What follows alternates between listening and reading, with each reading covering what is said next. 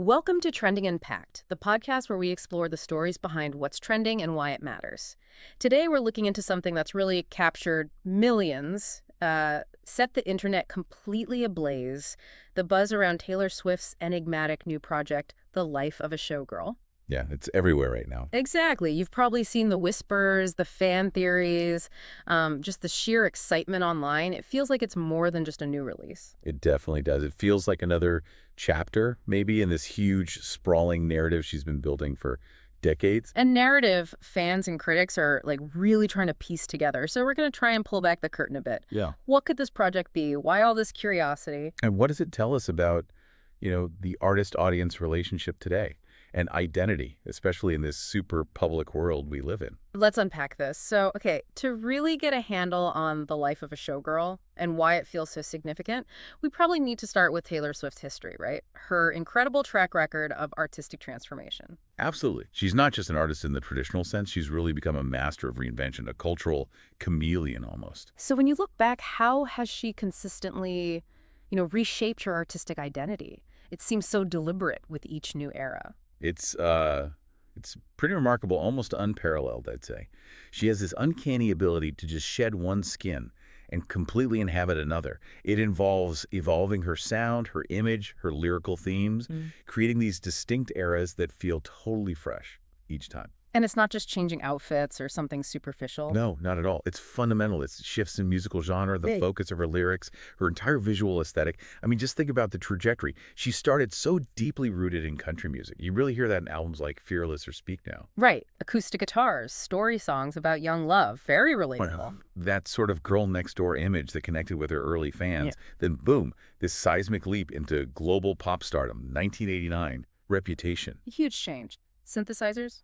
Massive anthems. A much more polished, sometimes edgier visual style. It was a really bold departure, not tentative at all. And even that wasn't the end point. Not even close. Yeah. More recently, we saw her pivot again into indie folk experimentation with folklore and evermore. Which felt like another complete universe. More introspective, allegorical lyrics. Yeah, stripped back sound, that sort of whimsical cottagecore aesthetic. Yeah. A really stark contrast to the pop spectacle before it.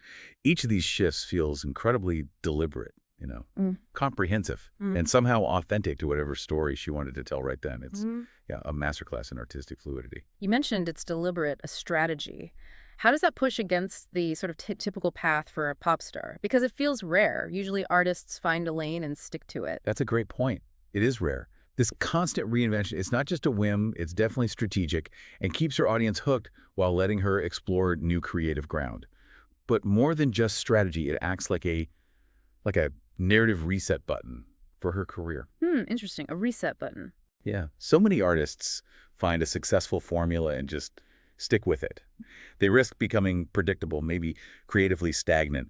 Swift systematically sheds that previous skin. It lets her escape whatever box people try to put her in, refresh her creativity, and re-engage everyone with like a clean slate. So she avoids being typecast based on her last big hit. Exactly.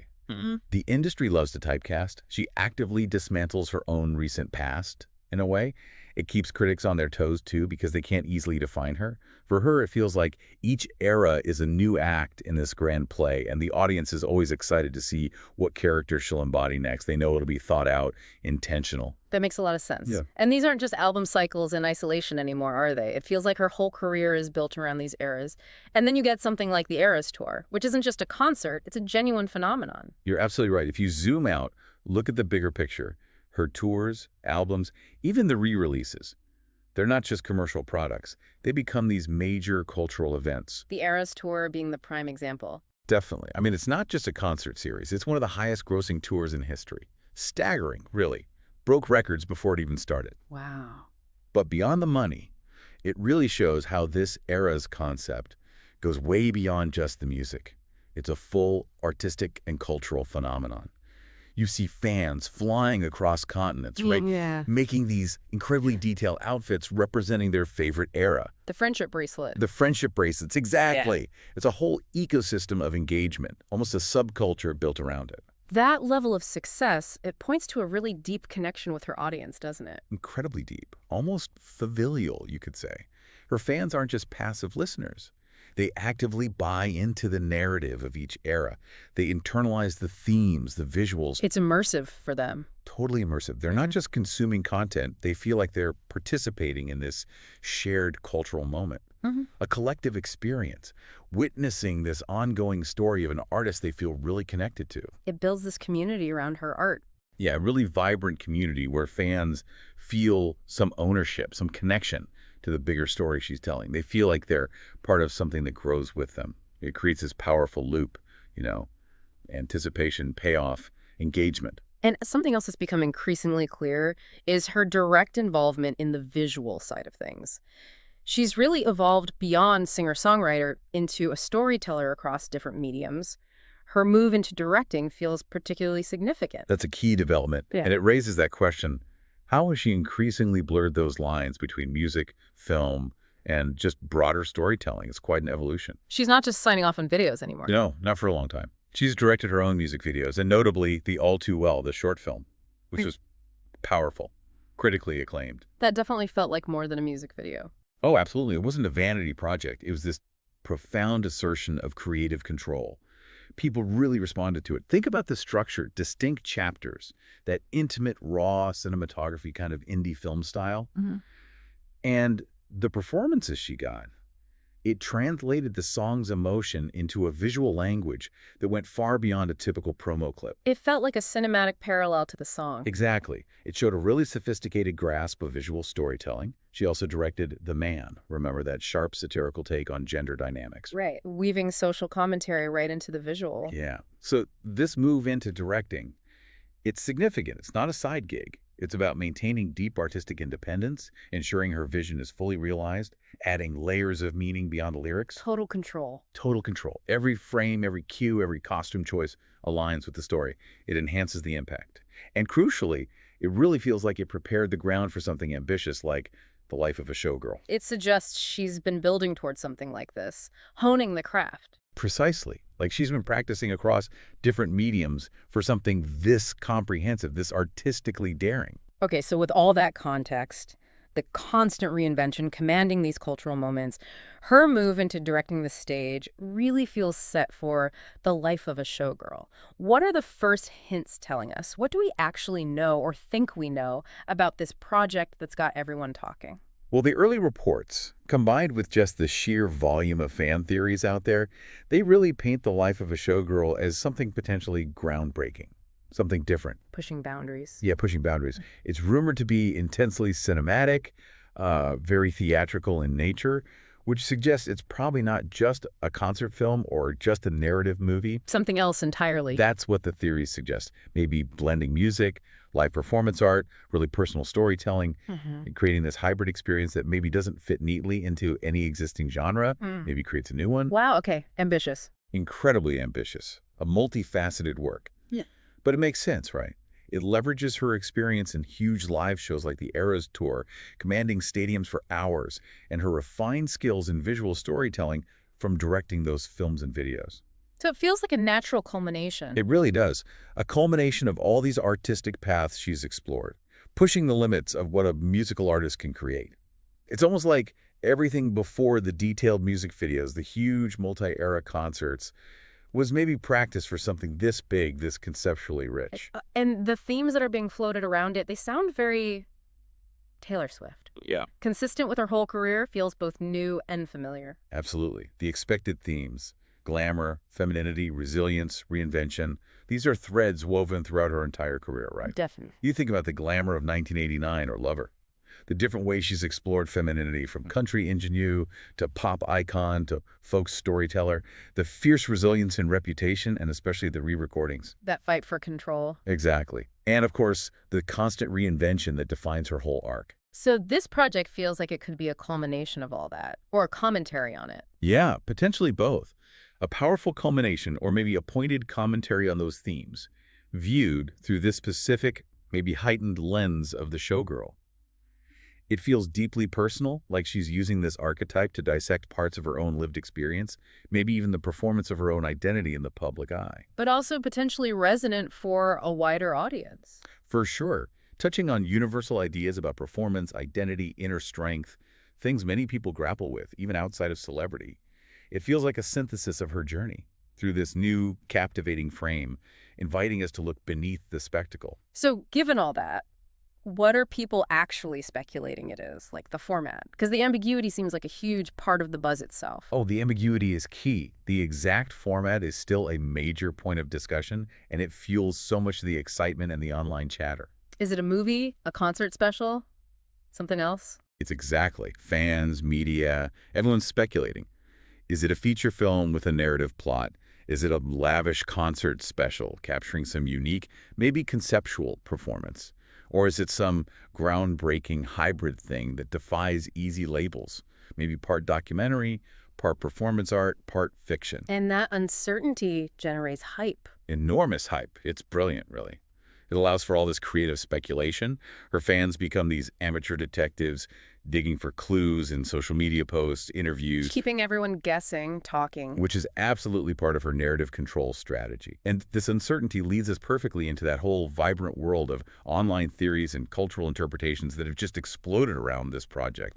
They've almost become part of the art themselves. Right, and this is where it gets really interesting. The internet, platforms like TikTok, Reddit, they are just humming with theories about the life of a showgirl. Her fans are like next-level decoders. They really are. It's like this collective intelligence at work. And one of the biggest, most compelling theories popping up everywhere is that the life of a showgirl is her deeply personal commentary on being on stage her entire life. That makes a lot of sense. The theory is that the project explores what it actually means to be constantly performing for audiences, for critics, a life lived under this relentless spotlight. You can only imagine the pressure growing up like that. Exactly. The emotional, the psychological toll of having cameras, microphones, millions of eyes on every move, every decision, every feeling.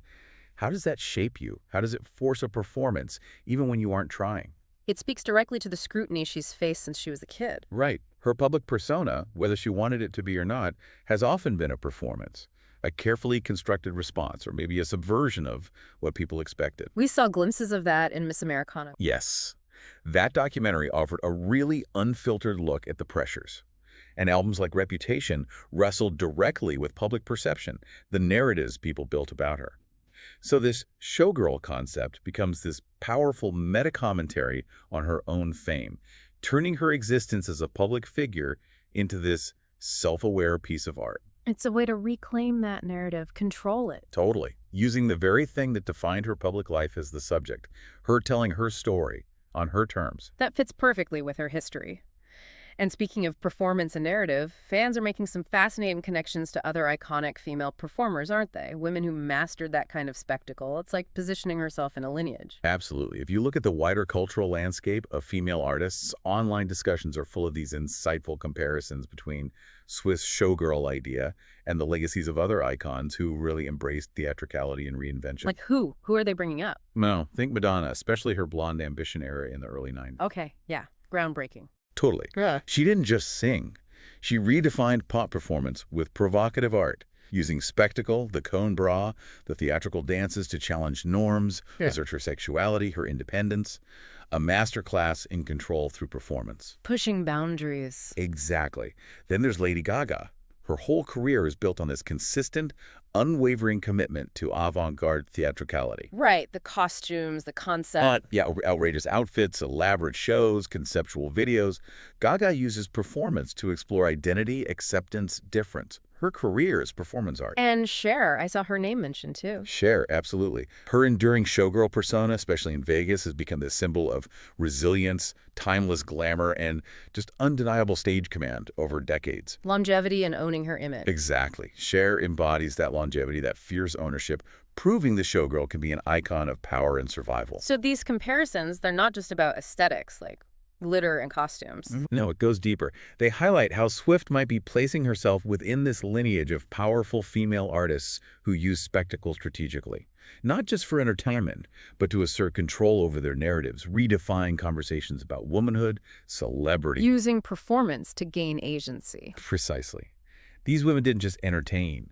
They used their platforms to make statements, challenge perceptions, empower themselves through their art, turning the stage into this space for identity and autonomy, leveraging the tools of performance to reshape how we understand powerful female artists. Wow. It really sounds like fans are seeing layers here, connecting it to her own very specific struggles, too.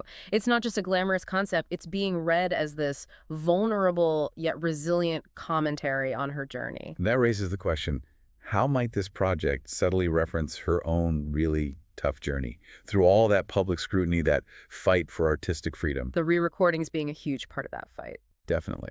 Online speculation is full of theories about clever, hidden references within the life of a showgirl to those real struggles. Yeah. The public feuds that played out so dramatically, the often distorted media narratives that tried to box her in. And that massive effort to re-record her first 6 albums, reclaiming ownership. Exactly. So the showgirl, in this context, it could symbolize both things at once. Her vulnerability, the exposure, the emotional cost of living so publicly, and her incredible resilience against those challenges. Turning weaknesses into strengths, or material for art. Yeah, transforming those narratives others tried to impose on her into sources of strength and, crucially, into compelling art. It lets her reframe past hurts, not as defeats, but as integral parts of the journey that made her who she is. So it's ultimately about reclaiming her story. Completely. Taking back control from those external narratives. Yeah. Her telling her story on her terms on her own stage with total self-awareness. So, okay, it's clearly way more than just glamour. It's about power, ownership, redefining this whole showgirl archetype, which historically has been seen through a pretty narrow, maybe even objectifying lens. What's the potential cultural impact of that reframing? Because that feels significant. You've nailed a crucial point there. What's really compelling is the potential for this project to fundamentally reframe how we think about the showgirl. Moving beyond an outdated idea? Potentially. Yeah. Historically, that term might have felt a bit dated to some, maybe carried connotations of being just decorative, objectified, lacking real agency or depth, often emphasizing looks over power or self-direction. Right. But Swift's interpretation, or at least the interpretation being heavily discussed, seems to elevate the showgirl, moves her from that limited perception into this powerful symbol of strength, artistry, and fierce ownership. Challenging those traditional views of female performers. Exactly. It suggests the showgirl isn't just ornamentation on a stage, but a powerful, self-aware, commanding artist who controls her stage, her narrative, her destiny. It invites you, the listener, to reconsider what power really looks like in performance. True strength isn't just superficial charm. It's the intellectual, the emotional command of your own art and story. And all these theories, all these interpretations, they really point towards something profound about Taylor Swift's unique mastery of narrative control, how she consistently shapes the conversation through her work. Okay, so let's bring all these threads together then. The life of a showgirl, all the buzz, all the theories. What does it ultimately tell us about Taylor Swift's almost unique ability to control her own narrative, that skill that really sets her apart? Yeah, what truly stands out is how perfectly this project seems to exemplify her deep, almost intuitive grasp of narrative control. Like we've discussed, she doesn't just release music. She crafts entire worlds, intricate narratives, evolving stories around every single release. Each era is meticulously planned. Down to the last detail. Album art, lyrics, video aesthetics, fan engagement. It lets her precisely dictate how she's perceived and understood. And the life of a showgirl feels like the ultimate expression of that control, turning her very public existence into this profound, self-aware art piece. It makes you think back to the re-recordings again. Exactly. That wasn't just about owning her masters, which was critical legally and financially. It was fundamentally about reclaiming her narrative from past industry practices that took away her control. Empowering herself and her fans in the process. Totally. She turned a legal fight into this shared cultural movement of reclamation. And the life of a showgirl could very well be the artistic culmination of that long fight for independence, taking all those struggles and transforming them into this grand, deliberate artistic statement where she is the ultimate author, the director of her own story. The ultimate show of ownership. Over her own performance, both on stage and off. And it feels like this resonates beyond just her personal story. It seems to shape broader cultural conversations about performance, about identity, especially now when so many of us feel like we're performing online to some extent. You're absolutely right. When you look at the wider implications, it's clear Swift plays this crucial role in shaping those conversations about performance, identity, the nature of spectacle itself. How so? Well, by exploring the showgirl archetype, she's inviting all of us to reflect on big questions. Like, what does performance even mean in this digital age? where so much of life is curated for public views, social media, work presentations. Right, we all construct identities online. We do. And how do artists and how do we as individuals construct and present those identities? And what about the power dynamics in celebrity spectacle, where the audience feels entitled to every piece of an artist's life? It really encourages you to think, how much of anyone's life today is a kind of performance? And what does that mean for being authentic? And could it spark specific discussions about women in the public eye? That's a big part of the speculation. The blurry lines between authenticity and performance, especially for women. There's often that added pressure to perform certain versions of femininity, professionalism, even happiness under intense scrutiny. Yeah. The life of a showgirl could be a really powerful commentary on those societal expectations, dissecting the performance of identity, prompting us to question what's real versus what's presented both by artists and by ourselves. It also makes you think about spectacle itself, how it can be more than just entertainment, how it can carry deeper meaning. And that leads to an important question for us. Yeah. How does Swift manage to transform spectacle from just, dazzling visuals into a tool for real connection and commentary? Because it's clearly not just about the sparkle for her. No. For Swift, a spectacle isn't just about elaborate costumes or big stage designs. It's a carefully crafted way to convey complex personal stories and engage her audience emotionally and intellectually. She wants you to watch, yes, but also to feel and to think, to get immersed in the story. So the life of a showgirl could use that grandiosity. Exactly. Use the grandiosity, the visual impact of the showgirl idea to actually reveal intimate, maybe vulnerable truths about her journey, her identity. It makes the spectacle itself a form of communication, a bridge to understanding her struggles, her triumphs, using the dazzling outside to draw you towards the profound inside, revealing the humanity under the glitter. And as you reflect on all this, maybe consider, in our increasingly public world, where does our own personal narrative end and our public performance begin? And how can we, maybe like artists, take ownership of that story, sculpt it into something meaningful, authentic to us? It's a fascinating thought. Taylor Swift's continuing influence on music, on culture, even on how we understand identity and performance, it's just undeniable. The life of a showgirl really looks set to be another testament to her unique vision, her power to engage, surprise, and definitely make us think. Next time on Trending Unpacked, we're looking at a shocking real-world story. Jessica Radcliffe's encounter with an orca attack, and why it has sparked such intense debate and fascination online. You won't want to miss it.